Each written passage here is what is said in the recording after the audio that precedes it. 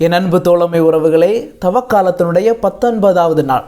இன்றைய நாளில் நாம் என்ன செய்ய வேண்டும் என்றால், கடவுளுடைய கட்டளைகளை நிறைவேற்ற வேண்டும். எவ்வாறு கடவுளுடைய கட்டளைகளை நிறைவேற்றுவது? கடவுளுடைய கட்டளைகள் என்பது மோசேயின் வழியாக கடவுள் நமக்கு 10 கட்டளைகளை தந்திருக்கின்றார். பல வேளைகளில் அந்த கட்டளைகள் நிறைவேற்று என்பது அதை மனப்பாடம் செய்வதில் மட்டும்தான் இருக்கின்றது. அதாவது திருவரு சாதனங்களை பெறுவதற்கு முன்பதாக இந்த 10 கட்டளைகள் நாம் மனப்பாடம் செய்வோம். அதில் முடிவடைகிறது அந்த கட்டளைகளை கடைபிடிப்பது.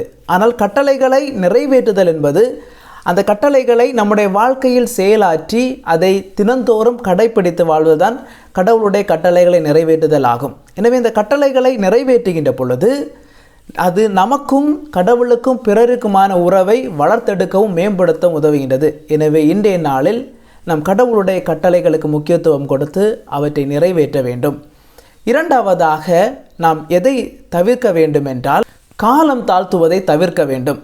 காலம் தாழ்த்துவது என்பது ஒரு முக்கியமான ஒரு செயலை, முக்கியமான விஷயத்தை அதற்கு முக்கியத்துவம் கொடுக்காமல் சிறிதாக எண்ணி அதை பிறகு பார்த்து கொள்ளலாம் என்று காலம் தாழ்த்தி சோம்பேறி தன்மையுடன் செயல்படுவதுதான் காலம் தாழ்த்துதல் ஆகும். எனவே இன்றைய நாளில் அந்த மாதிரியான செயல்களை நாம் தவிர்க்க வேண்டும். எனவே பிரியமானவர்களே, தவக்காலத்துடைய 19வது நாளில் நாம் என்ன செய்ய வேண்டும் என்றால், கடவுள் நமக்கு தரப்பட்டிருக்கின்ற கட்டளைகளை கடைபிடித்து நாம் நிறைவேற்ற வேண்டும். எதை தவிர்க்க வேண்டும் என்றால், காலம் தாழ்த்துவதை நாம் தவிர்க்க வேண்டும்.